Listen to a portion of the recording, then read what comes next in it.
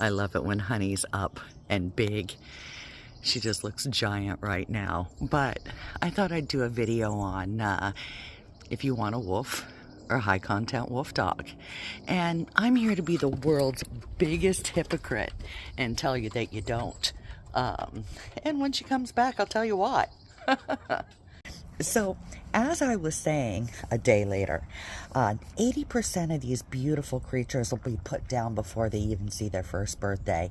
95 will be put down before their second birthday. And there's supposed to be even more before the third birthday. Now, we're getting ready to hit that 3-year milestone in 2 weeks. It'll be Honey's third birthday, so that makes me super happy.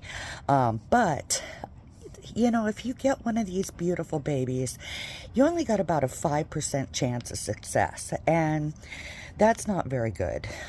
So right there, that's got to tell you something. Now, research is the key to these beautiful babies, knowing what you're getting into and in for.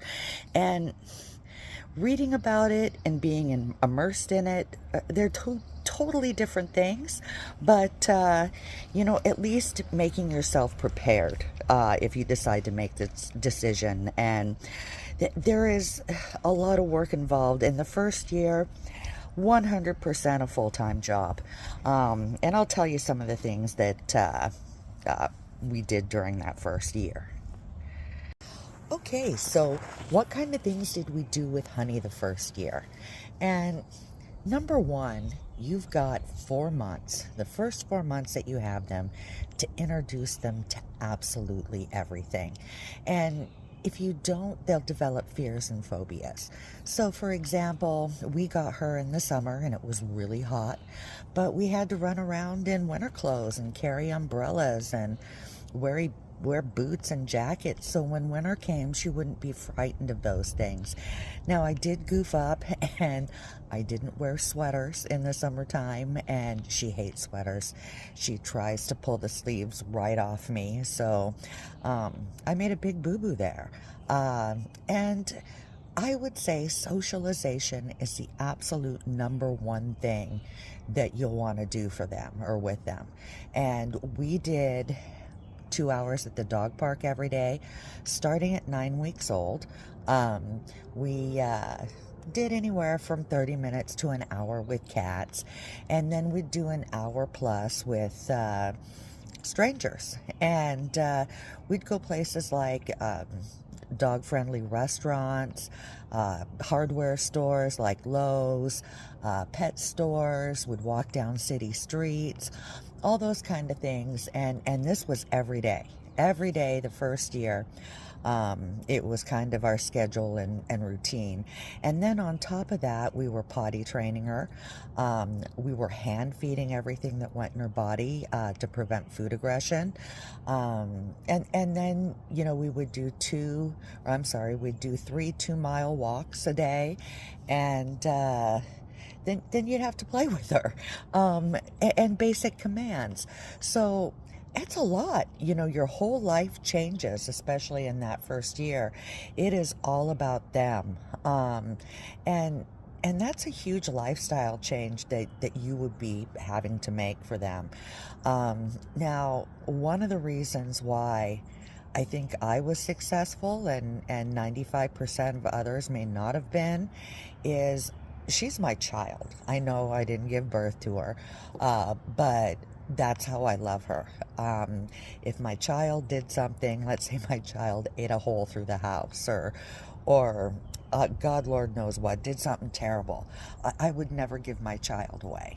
And that's how I've looked at Honey, that no matter what, there's a solution, and it's generally going to require that you change, not your animal, but you. So yeah, that was a lot. And the expense is really high. She costs more than my mortgage payment every month, especially because I feed her raw, and I do a lot of organic raw as well. Fencing is huge. I don't even want to say what the fence cost me, but we've got a regular 6-foot fence. We've got the jump guards up at top. We've got the dig guards down below. And when we did all of that, she started snapping all the boards. No problem there. So we had to line it all with this thick metal mesh. I mean, you just go through the extremes, but those were the biggest things we had issues over, because they're really good until they turn about 6 months old, and then once they're 6 months old, they become, independent, and that's when we started having trouble at the dog park. I'd want to go home. We'd been there 2 hours. It was time to go. Honey didn't want to, so I'd have to chase her down, and at first it'd take about 30 minutes to chase her down and drag her out the dog park. Then it took an hour, and then it took 6 hours. So by the end of that first year, I was looking at 6 to 8 hours at the dog park, and I just wasn't going to do that anymore. So we stopped going, and she was perfect there.